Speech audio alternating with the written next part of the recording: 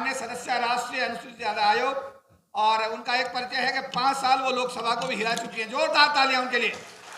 और ताली बजनी चाहिए, लगना चाहिए कि मैडम ना बोलने आ रही है। सभी ऐसे अलग अलग बैंकों से आए, अलग अलग डिपार्टमेंट से आए हुए ऑल इंडिया फेडरेशन के सभी हमारे भाइयों को, बहनों को बधाई देती हूँ। आज के जो कल हमें मनाना है, आज हाँ मना रहे हैं हम। जो मौका आज मुझे मिला है, जो आज मंच पर खड़ी हूँ, ऐसा संविधान दिवस शायद संविधान नहीं होता तो आज ये बेटी यहाँ खड़े होकर बोल नहीं पाती। संविधान नहीं होता तो आज इस मंच पे आसीन आयोग जो विराजमान है वो नहीं होता। आयोग नहीं होता तो शायद आज ये चौथा स्तंभ भी ना होता। आयोग नहीं होता तो आज हम इस कुर्सियों पे जो विराजमान है हम कोई नहीं होता। संघर्षों से लिखा गया, मेहनत से लिखा गया, लेकिन बोलते हैं ना, जो मेहनत करता है मेहनत कभी हारती नहीं है। और ये जरूर 2 शब्द बोलना चाहूंगी, क्योंकि कहीं कहीं वो मंच के माध्यम से वो मेरे शब्द निकल आते हैं कि मैं बहुत सारी मीटिंगें करती हूँ, जब बाबा साहब की फोटो हाल में नहीं दिखती है तो तकलीफ होती है। क्या मेरे हिंदुस्तान में ऐसा क्या है कि बाबा साहब की फोटो लगाने में परेशानी है क्या? विदेशों में मूर्ति लग जाती है, विदेशों में छुट्टियां रखी जाती है, दिवस मनाया जाता है, तो मेरे ही देश के डिपार्टमेंट में हमारी एक प्रतिमा, एक फोटो लगाने में कहीं आनाकानी होती है। उसके लिए कहना चाहती हूँ कि मां जी तेरे कश्ती के तलबगार बहुत है, मां जी तेरे कश्ती के तलबगार बहुत है, इस पार कुछ मगर उस पार बहुत है। जिस शहर में खोली तुमने शीशे की दुकान, जिस शहर में खोली तूने शीशे की दुकान, उस शहर में पत्थर के खरीदार बहुत। मेरी इस बातों में आप समझ गए होंगे, लेकिन कोशिश कर रहे हैं क्योंकि मेरा देश बदल रहा है। माननीय प्रधानमंत्री जी का एजेंडा है ना, सबका साथ सबका विकास, वो साकार होते भी नजर आ रहा है। तब से माहौल बदला है, बहुत सारी चीजें आप देख रहे हैं, बदलाव भी आया होगा। उस समय मेंबर ऑफ पार्लियामेंट ही थी मैं जब 2015 में ये स्टार्टिंग हुआ, संविधान दिवस के रूप में मनाने के लिए बात हुई। खुश नसीब हूं कि उस समय ये बेटी सदन की मेंबर थी। और आज क्योंकि समय कम है, समय की सीमा क्या है, जब मेंबर ऑफ पार्लियामेंट कोई रहता है तो वहां से सीट मिल जाती है, क्योंकि समय की घंटी बजने लगती है। क्योंकि लोकसभा स्पीकर हमारे उस समय सुमित्रा ताई जी रही, आज भी हमें याद है, लेकिन हमेशा उन्होंने एक बेटी जैसा स्नेह भी दिया। समय समय पर हमारी अलग से क्लासेस होती थी, हमें उसमें समझाया भी जाता था और समय सीमा में कैसे रहना ये भी बताया जाता था। आज समय की सीमा है, कहने के लिए बहुत सारी बातें हैं, लेकिन क्योंकि अभी हमारे मुख्य अतिथि जी को भी सारे सुनना चाहते हैं, इसीलिए थोड़ा सा समय तो लूंगी, अगर अनुमति हमारे दत्त जी की होगी। 5 मिनट है कि 2 मिनट? अब जितना कहेंगे उतने में मैं खत्म करूंगी, क्योंकि बात इसलिए करना जरूरी है। घंटी नहीं, इशारा कर दिया, क्योंकि जम्मू कश्मीर की बेटी आपके सामने खड़ी है। बहुत सारे लोगों को ये पता है कि उत्तर प्रदेश की है, लेकिन मैं खुश नसीब बेटी हूँ। मैं जम्मू कश्मीर की धरती पर मैंने जन्म लिया, डिस्ट्रिक्ट कठुआ में, बाबा साहब की बेटी हूँ।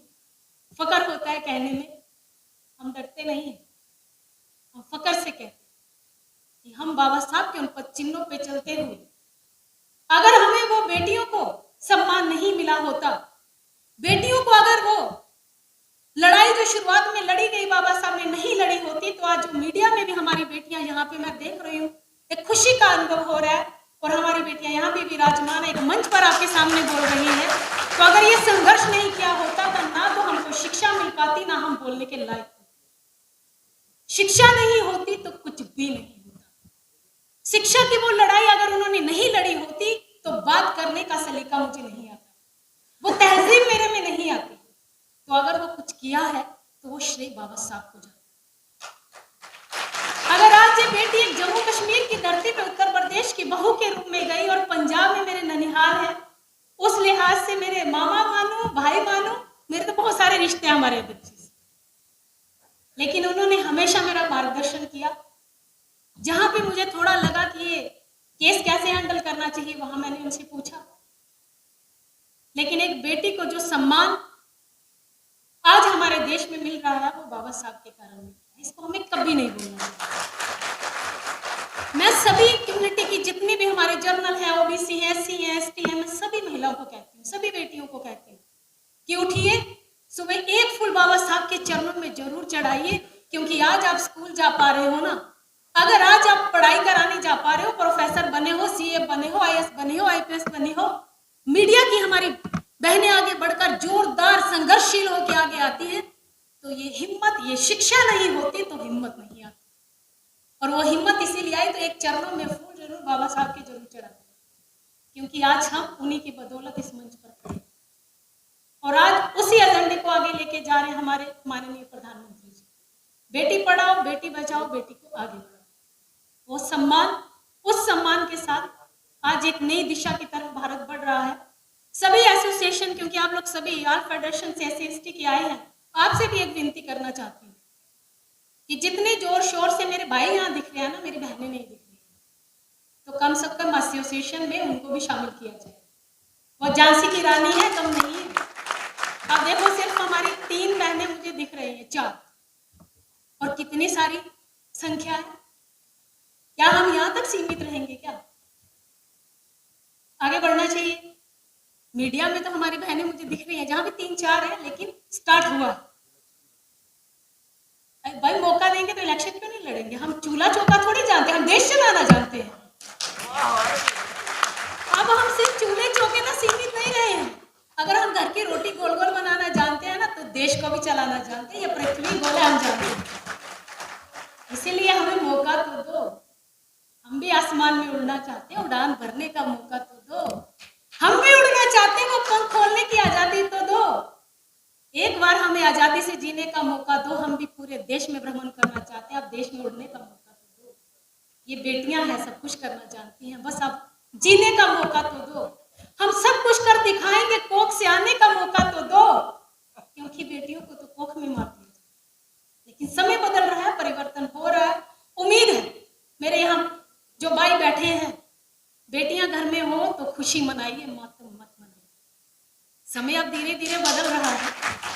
आज तो मैं देखती हूँ बहुत सारे सोशल मीडिया में, आज किसी की गाड़ी आती है तो बेटी के चरणों से सुशोभित होती है। लाल रंग का कुमकुम लगा के चरणों को गाड़ी पे लगाया जाता है, चाहे वो बाइक लो, चाहे आप कार लो, कुछ भी लोग घर का आंगन में प्रवेश करती है तो बेटी के उस आंगन को प्रवेश करते हुए अंदर जाते हैं। लेकिन जब घटना घटती है ना रेप की, तो वहां पे निशब्द हो जाते हैं सारे। ये बेटियां हैं, आपके घर के आंगन को सुशोभित करती हैं। आपका आंगन छोड़ के जाती है तो ससुराल के आंगन को सुशोभित करती है। ये बेटियां हैं, वो अपना उसी दिन एक नई जिंदगी की शुरुआत होती है। अपने आंगन को छोड़ के दूसरे आंगन में जब वो जाती है, इस विश्वास से जाती है मम्मी पापा को छोड़ा है, नहीं मम्मी पापा मिलेंगे, माँ बाप मिले हैं, पति मिलेगा, पति में सारे रूप देखूंगी। लेकिन ऐसा क्या हो जाता है कि हम उस बेटी को अपना नहीं पाते। विनती है, बेटियों को अच्छी नजर से देखिए। बेटा और बेटी में उस अंतर को खत्म कर दीजिए। बेटियां भी बराबरी का अधिकार लेना चाहती हैं, देने वाले बनो। हम भी उड़ान भरना जानते हैं।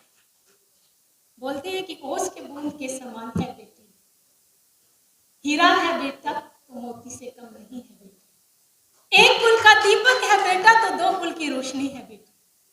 इसीलिए कोशिश करिए अपने समाज की बच्चियों को आगे आने दीजिए, पढ़ने दीजिए, अधिक से अधिक पढ़ाइए, ताकि समाज में वो नाम रोशन कर सके, बाबा साहब का नाम रोशन कर सके। इसीलिए खुशकिस्मत कहती हूँ, जम्मू कश्मीर की उस धरती पर जन्म लिया, उत्तर प्रदेश की बहू बनी, ननिहाल पंजाब में है, 3 स्टेटें तो है, लेकिन अब राष्ट्रपति जी ने, प्रधानमंत्री जी ने हिंदुस्तान की बेटी बना दी। अब तो जहां जाते हैं एक नया परिवार मिलता है, आप सबका सहारा मिलता है, आप सबका आशीर्वाद मिलता है, तो आगे बढ़ने की प्रेरणा मिलती है। रही बात आपकी चिंता, वो जायज है कि हमारे लोगों के साथ कहीं ना कहीं अभी भी अवहेलना होती है, लेकिन मैं आपको ये सबको बता देना चाहती हूँ, क्योंकि अभी 24 तक कार्यकाल है हमारा, अध्यक्ष जी का भी लंबा चलेगा, हमारा 24 तक कार्यकाल है। लेकिन विश्वास दिलाना चाहती है ये कमीशन के मेंबर के तौर पे। आपने अभी तक देखा होगा, रोते हुए भले मेरे कमरे में आया है, लेकिन वो खुशी के आंसू लेके वापस गया है, रोते हुए। अध्यक्ष दत्त जी से वो प्रेरणा मिलती है। दत्त जी समय समय पर अगर कहीं मुझे लगता है इसको सम्मान भी करना है तो मैं सम्मान भी करती हूँ। ऐसा नहीं है कमीशन में पावर नहीं है। वो अधिकारी इस बात को भूल जाए कि आप उस कुर्सी पर बैठे हैं और हमारे लोगों के साथ आप गलत कर देंगे। ये कमीशन सेफ गार्ड के लिए आपके लिए बना है। ये कमीशन दायित्व रखता है कि आपके साथ कहीं भी गलत होगा तो वो ढाल बनकर हम खड़े रहेंगे। ये मन से निकाल दीजिए कि आपकी वहां सुरक्षा नहीं होगी। हमें वारंट करने की भी पावर है, जरूरत पड़ती है तो हम उसका भी रास्ता अपना लेते हैं। नहीं कोई सुनता है उसको सुनाने का काम कमीशन करता है। इसीलिए निश्चिंत होके जाइए। बाकी लड़ाई आपकी हम आगे के लड़ रहे हैं। अभी आपने सफाई कर्मचारियों की सबकी बात की। अभी हमारे अध्यक्ष जी ने फाइनेंस मिनिस्टर से एक मीटिंग रखी थी। उस मीटिंग में सारे इंपॉर्टेंट इश्यू आपके आए हैं। ऐसा नहीं है कि हमने उस मीटिंग को बताया नहीं, लेकिन आपके लिए कमीशन पूरी तरीके से हर संभव कोशिश कर रहा है कि आपको न्याय मिले, क्योंकि न्याय ही दिलाने के लिए कुर्सी पर हमें बिठाया। हमारी अंतिम समय तक कोशिश रहेगी कि इस कमीशन पर अगर आपका विश्वास है तो वो विश्वास कभी नहीं टूटेगा। और जाते जाते सोशल मीडिया का धन्यवाद देना चाहती हूँ, अभी सभी चैनल वालों का धन्यवाद देना चाहती हूँ कि बहुत सारे मुद्दे जब आपके तरफ से सोशल मीडिया पे वायरल होते हैं, बहुत सारे ऐसे लोग होते हैं जो हमारे तक नहीं पहुंच पाते। बहुत सारे ऐसे लोग होते हैं उनको कमीशन का पता नहीं होता। बहुत सारी घटनाएं ऐसी होती हैं जो हमें आपके माध्यम से पता चलती हैं, जिसमें हम 100 मोटो पावर लेके उस गांव, उस नुक्कड़ तक, उस जगह तक पहुंच जाते इंसाफ दिलाने के लिए। पहले लोग कमीशन में आते थे, आज का कमीशन चलकर उनके घर पे जाता है कि तुम्हारा दर्द क्या है वो बांटने में। अब कोशिश हमारी ये होती है। इसीलिए सभी को धन्यवाद देते हुए, क्योंकि मैंने समय ज्यादा लिया है, मैं मान रही हूँ, लेकिन अब सारा परिवार यहाँ बैठा था, थोड़ा सा रूबरू हो रहे थे, तो थोड़ा दिल की बात, थोड़ी आपके दिल की बात मैंने जान ली, मेरे दिल की बात आप भी जान ले, यही सोच के आपसे बात की। अब अपनी पंक्तियों के माध्यम से मैं अपनी वाणी को विराम दूंगी कि जीत की खातिर जुनून चाहिए, जीत की खातिर जुनून चाहिए, जिसमें हो उबाल ऐसा खून चाहिए, जे आसमां भी आएगा जमीन पर, जे आसमां भी आएगा जमीन पर, इरादों में जीत की खून चाहिए।